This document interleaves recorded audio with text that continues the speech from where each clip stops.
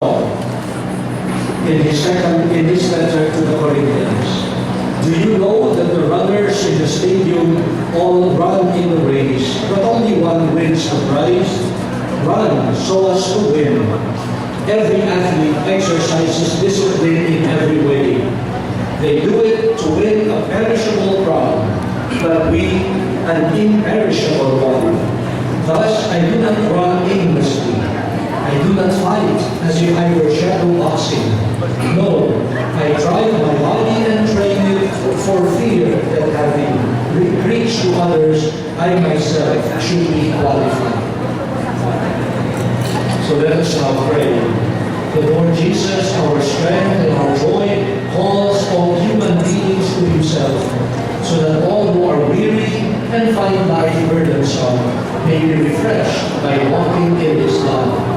Therefore, let us call on him with trust, saying, Lord Jesus, draw us to yourself. Lord Jesus, draw us to yourself. You are the life of all those you redeemed by your blood. Lord Jesus, draw us to yourself. You are the strength of the weak and the price of the strong, we pray. Lord Jesus, draw us to yourself. You went about doing good and healing all ills, we pray. Lord Jesus, draw us to yourself. You sent your Spirit to be the Comforter who sustains us. Let us pray. Lord Jesus, draw us to yourself. You have made love for you and for one another the source of true joy.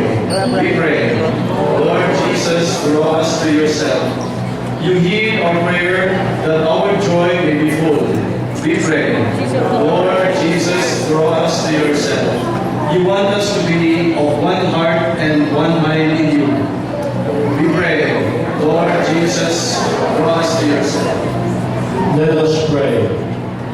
Lord, we sing your praises without ceasing. You rule over all things with wonderful order.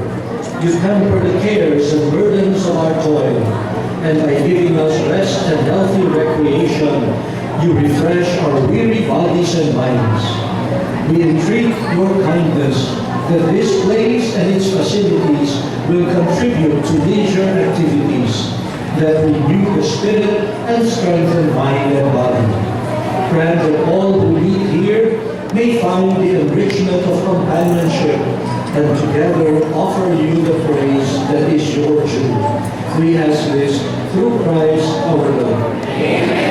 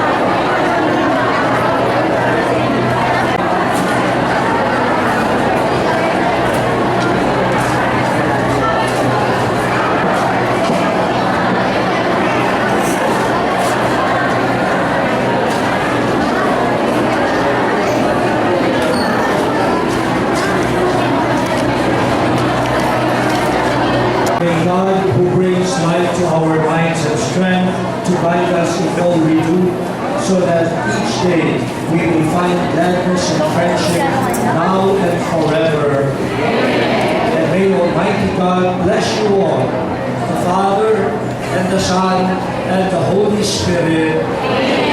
Congratulations po.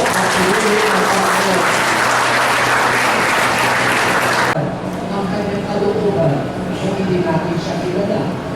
Paano natin siya magdadala sa iba kung hindi natin kilala ang ating kapwa at sambayanan sa kapaniguran. Kaya po, gapo kayo. Naharap tayo sa Diyos, naharap tayo sa Panginoon. Pero kung na tayo matakot, umasa tayo, inisin ang isip at kalooban upang lalo umilos ng madaling ang Espiritu Santo sa pamamagitan.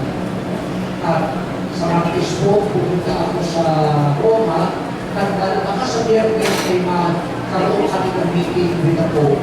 Ipapasok ko sa kanya ang pagbagi ng parokya.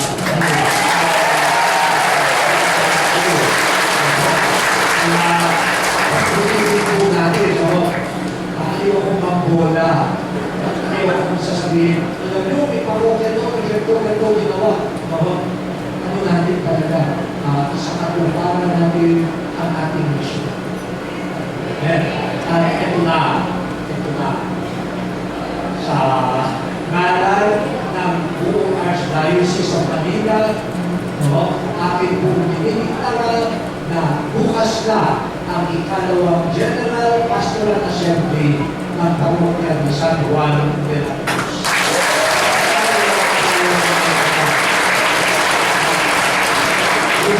Congratulations. Salamat po, Cardinal. Sana ay pagkasalan ng kanyang biyahe, ng pagiging dapat, likas, makabalik siya sa atin, dito sa ating diocese. So, muli po, maraming salamat sa iyong paglaan ng panahon. Pag-ibig po sa ating